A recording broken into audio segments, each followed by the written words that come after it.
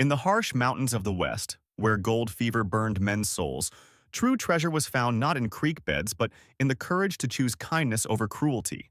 The morning sun cast harsh shadows across Crocketville's dusty trading square as a young woman stood motionless on the wooden platform. Her green dress, though worn thin at the edges, remained clean and properly mended.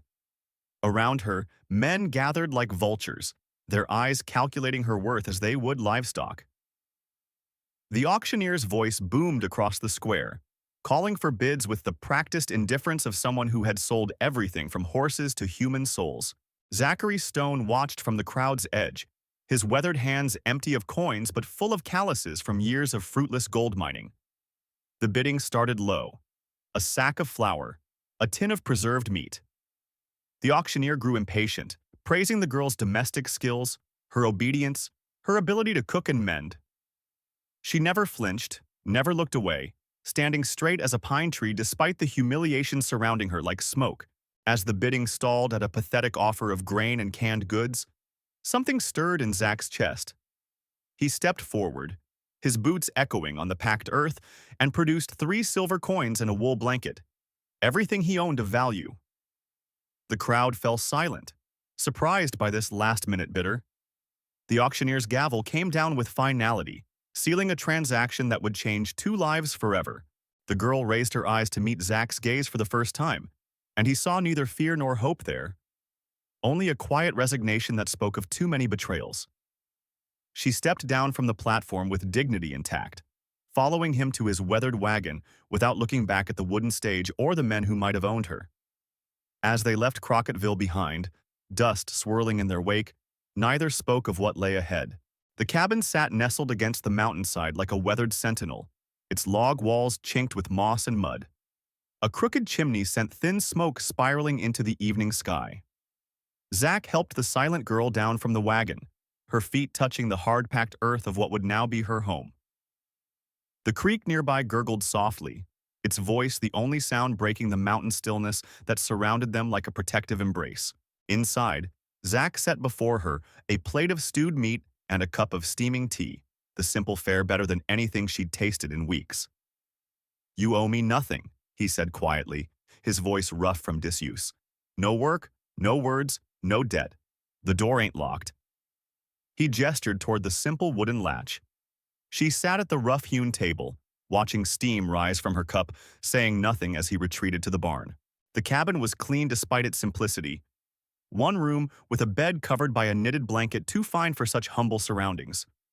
She moved through the space like someone accustomed to leaving no trace, touching nothing unnecessarily. Through the single window, she could see Zach in the barn, tending to his horse with the same gentle care he'd shown her. A candle flickered on the table, casting dancing shadows on the log walls.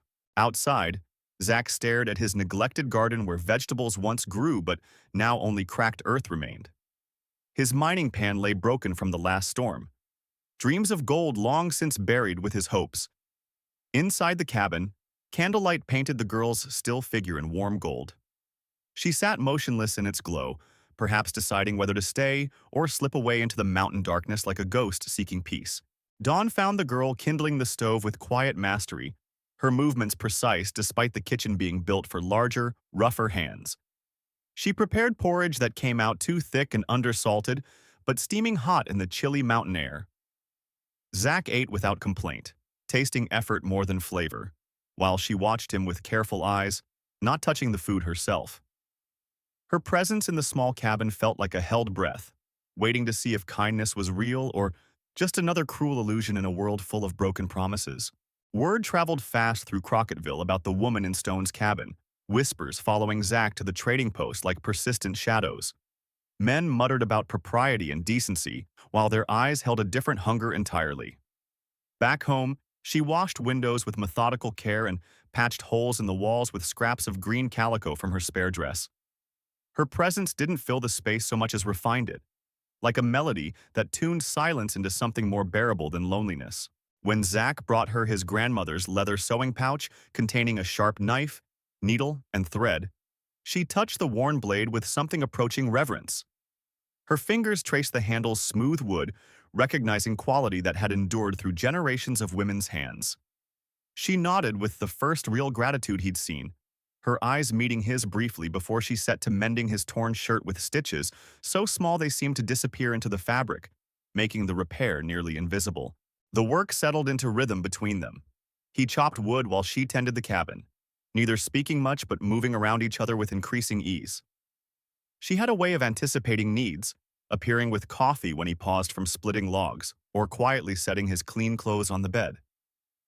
Yet she maintained invisible boundaries, sleeping on a pallet by the stove while he took the bed, both of them careful not to presume more than shelter and basic kindness in their strange, wordless arrangement. Preacher Miller arrived with his Bible clutched tight and righteous fury burning in his pale eyes, warning Zach about the sinfulness of their living arrangement while young men peered through the windows like hungry wolves. The preacher spoke of divine morality and community standards, his voice rising with each word about proper Christian behavior. Zach shut the door without explanation, leaving Miller sputtering on the porch. That night, he found a note from the girl offering to hide in the barn if it would help, adorned with a simple drawing of two mountains, one tall and rocky, the other smaller and tree-covered. Instead of hiding her away, Zach gave her a copper hairpin and small mirror the next morning, saying she didn't have to disappear for anyone's comfort. She looked at him with surprise mixed with relief, her fingers closing around the simple gifts, like they were precious jewels. The town gossip grew meaner, with Mrs. Carter at the general store making snide comments about women who didn't know their place and acted like they belonged where decent folks lived. The girl heard it all but never flinched, walking through town with quiet dignity that seemed to infuriate the gossips even more. Rotten potatoes appeared in their yard overnight, accompanied by a crude drawing of a pig scratched into the dirt. The girl simply swept it away and went inside, showing no sign of fear or shame at the escalating hostility. Zach found her that evening sitting by the window, her hands busy with mending but her eyes distant. She spoke for the first time in days, her voice soft but steady. "They throw stones at what they don't understand, but we know the difference between a house and a home." Her words hung in the cabin air like smoke from a dying fire. The harassment intensified with each passing day. Crude jokes shouted from passing riders, deliberate snubs at the trading post, and whispered threats that followed them like shadows. Yet something had shifted between Zach and the girl. She no longer slept by the stove but on a proper bed he'd built in the cabin's corner, and they shared meals like companions rather than strangers. When Deputy Barnes rode by with watchful eyes, taking note of their domestic arrangement, she stepped onto the porch beside Zach, no longer hiding but standing as his equal in the face of the town's mounting disapproval. When Zach fell from the barn roof while patching storm damage, the girl tended his wounds with confident, steady hands. Neither tender nor cold, but practiced in the way of someone who understood that healing was necessity, not kindness. She cleaned the gash on his forehead with careful precision, her face close enough that he could see the tiny scar above her left eyebrow. "We don't have to fix things just because they're broken," she said quietly, her first words in days carrying the weight of someone who knew the cost of misplaced effort and wasted hope. As the drought deepened and their creek dwindled to a whisper, she helped him carry water from the distant spring in whatever vessels they could find. His hands cracked and bled from the rope handles of heavy buckets, and she bound them with strips torn from her only spare petticoat without being asked. They worked in companionable silence, their movements synchronized like dancers who had learned each other's rhythms. The shared labor created an intimacy that words couldn't match, the simple trust of two people depending on each other's strength. One evening, he found her arranging smooth river stones in a careful circle, where the creek used to flow, creating something permanent from what had been lost.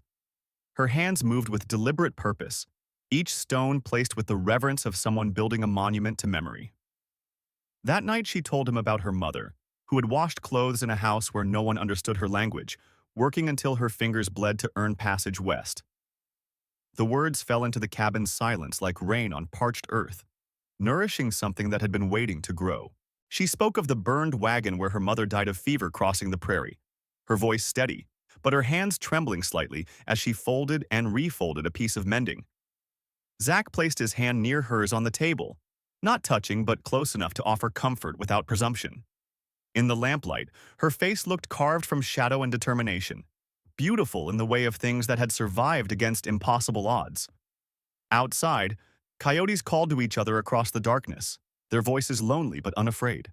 Deputy Sheriff Barnes rode past with calculating eyes, followed by laughing young men who spat near their fence and called out crude suggestions that made the girl's jaw tighten, but didn't make her retreat inside. Someone charcoaled an ugly word on the barn wall during the night, and Zack scrubbed it away before dawn, his movements sharp with suppressed anger. When he asked if she wanted to leave, she refused flatly. "They can't hurt what they don't own," she said, hanging laundry with deliberate calm. "They burn your hat not for the dirt on it, but because they want to erase us from memory." Oliver Reed arrived with righteous indignation blazing in his eyes, calling their cohabitation sinful and claiming she wasn't truly his to keep. His voice carried the authority of someone accustomed to moral pronouncements, but Zack stood firm on his porch steps. "I didn't buy her," he replied evenly, his weathered hands steady on the rifle he'd brought outside. "I saved her from being bought by worse men than me." Reed's face flushed red as summer heat, but he couldn't argue with the truth of it. The girl watched from the doorway, her presence both defiant and dignified. The town's cruelty became open instead of hidden. Dead rabbits appeared by their chicken coop, stones flew into their struggling garden, and threatening notes were left where she would find them. She read each message with the same calm expression she wore while mending, then fed them to the stove fire without comment. One night she cut her second dress into pieces, not from anger, but from determination, preparing for something or else surrendering it entirely. The scraps would become bandages, cleaning rags, patches for whatever battles lay ahead. Standing under the stars that night, she told Zack she once dreamed of disappearing, but now wanted to stay, her voice carrying a strength that hadn't been there weeks before. He assured her she was already home, the words simple but weighted with promise. Around them, the mountain darkness pressed close, filled with the sounds of night creatures going about their business, owls calling, wind sighing through pine branches, the distant howl of wolves. In the cabin behind them, lamplight painted golden squares on the ground, marking the territory they had claimed as their own. Dark clouds gathered on the horizon as the girl lit every candle in the cabin, transforming their humble home into a beacon against the coming storm. She set the table with their finest things, the china cup with only one small crack, the silver spoon Zack's mother had given him, wildflowers picked from their struggling garden. Dressed in her mended green dress, with her dark hair loose around her shoulders, she prepared for whatever was coming with quiet pride that made her beautiful in the lamplight, defiant and unafraid. After midnight, lanterns appeared down the mountain path like fallen stars gathering for war. 4, then 6, then 12, bobbing lights carried by neighbors, strangers, and boys barely old enough to shave. They came with faces covered but malice exposed, their courage borrowed from numbers and darkness. The light revealed Benjamin Crook leading them, his voice loud with whiskey and righteousness, as he shouted about cleansing the town of its shame. Behind him followed men who attended church on Sundays but became something else entirely under cover of night and mob mentality. When they demanded Zack send her away, he stepped onto the porch with his rifle and told them they could come closer if they had the spine for it. But she moved past him, stepping into the circle of lantern light to face them directly, her chin raised and eyes steady. "You call me shame," she said, her voice carrying clearly across the night air. "But you're the ones who came with covered faces." Her words cut through their bluster like a blade through silk, and several men shifted uncomfortably, suddenly aware of their own cowardice. One by one, the lanterns began to go out as men lost their courage and slipped away into the darkness, unable to meet her steady gaze or maintain their righteous anger under her unflinching scrutiny. The mob that had seemed so threatening moments before dissolved like morning mist, leaving only scattered footprints and the acrid smell of extinguished flames. Inside the cabin, the kettle sang softly on the stove, ordinary life continuing despite the ugliness that had tried to destroy it. By dawn, they found scorch marks in the earth and their prize rooster missing, small victories claimed by cowards retreating in shame. When the mob returned with axes, ropes, and burning rage, Benjamin Crook led them like a general commanding an army of righteousness, determined to burn what he called the town's disgrace. They came at dawn when the mist still clung to the mountainside, their faces no longer hidden but twisted with ugly purpose. Zack and the girl made their final stand together on the porch, their backs to the cabin they had turned into a home. The morning air filled with shouts and the sound of weapons being readied, while somewhere in the distance a mockingbird sang its borrowed songs, indifferent to human hatred. The battle was fierce and desperate. Gunshots shattered the mountain silent as men fell wounded in the dirt, and flames began licking at the garden they had worked so hard to grow. The porch post cracked under the assault of axes and clubs, splinters flying like wooden shrapnel.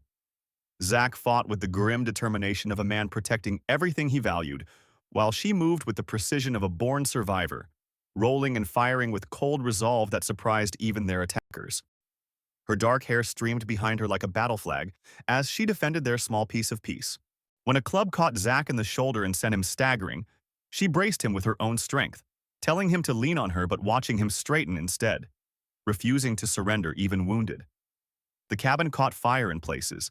Their garden turned to ash and smoke, but they held their ground against the tide of hatred that had finally shown its true face. One young attacker, barely more than a boy, dropped his torch and fled when she looked at him with eyes that had seen too much suffering to be intimidated by manufactured rage and borrowed courage.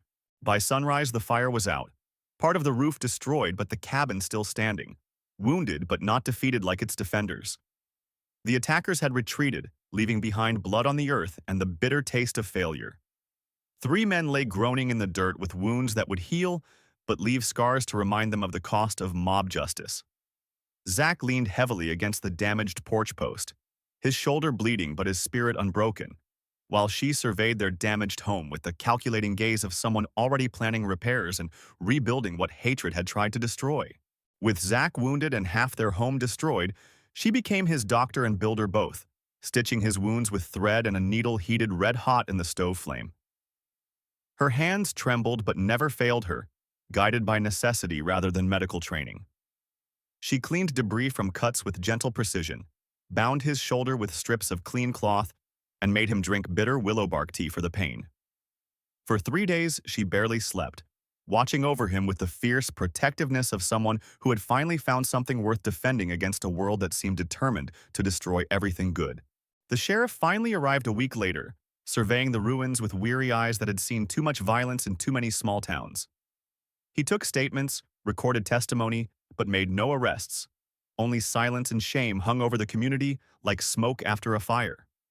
The attackers could no longer meet their eyes in town, while others began leaving small gifts by their gate: apples, thread, milk, eggs, not seeking forgiveness exactly, but offering what fear had prevented them from giving openly, small tokens of acknowledgement that courage deserved better than persecution.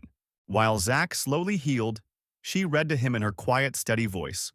Old newspapers, passages from his mother's Bible, anything that filled the cabin with words and warmth. They tended their new garden together, planting seeds with the faith of people who understood that growing things required patience and hope in equal measure. The damaged roof let in rain during storms, but they caught it in pots and pans, turning necessity into a kind of music that drummed against metal and wood, marking time as their small world slowly rebuilt itself. They never spoke of love, but one night when he touched her hand and she didn't pull away, covering his palm with her own instead, he whispered that she had never once made him feel like she owed him anything. Years passed with travelers calling their quiet partnership strange. A Chinese woman and a gold miner growing old together, raising vegetables and mending harness in peaceful solitude. But those who stayed long enough to drink tea on their porch and feel the contentment in their gentle silence called it something deeper than romance, something that had been tested by fire and emerged purified. In their later years, some called their story love, others called it peculiar. But those who remained long enough to drink tea on their weathered porch and feel the peace in their gentle silence called it something deeper: grace. The cabin stood silver gray with age but solid, surrounded by a garden that flourished despite the harsh mountain soil, tended by 2 souls who had found in each other not possession but partnership. Their hair went white together, their hands grew gnarled from honest work, but their contentment remained as steady as the creek that sang past their door through all seasons. Beneath the porch, buried in earth and tied with faded blue ribbon, lay the artifacts of their struggle: a burned torch that never ignited, a broken rifle stock, and a note she had written but never given him. The paper, yellow with age, bore her careful script: I was not bought. I was chosen. And I stayed because he never demanded it. These buried treasures told the true story. Not of romance blooming under mountain stars, but of two damaged people who had recognized in each other the rare capacity for kindness without expectation of return. The cabin became a landmark for travelers crossing the mountain pass, its gardens a welcome sight to weary souls seeking shelter. She would bring them tea and simple food while Zach tended their horses, neither asking payment nor expecting gratitude, simply offering what they could spare. Stories spread among the wagon trains and pack mule caravans about the quiet pair who had survived hatred with dignity intact, their example becoming legend among people who understood that true strength lay not in conquest but in the courage to remain gentle in a harsh world. Their story became the kind travelers told around campfires, not about romance but about something rarer, the type of kindness that burns away everything false, leaving only what is real and worth preserving. Sometimes grace comes disguised as rescue in a trading square, and sometimes it takes a lifetime of quiet mornings and shared silence to recognize it for what it truly is. In the end, they had built something that outlasted the hatred that tried to destroy it. A small corner of the world where two people chose each day to see the best in each other, creating peace from the ruins of what others called impossible.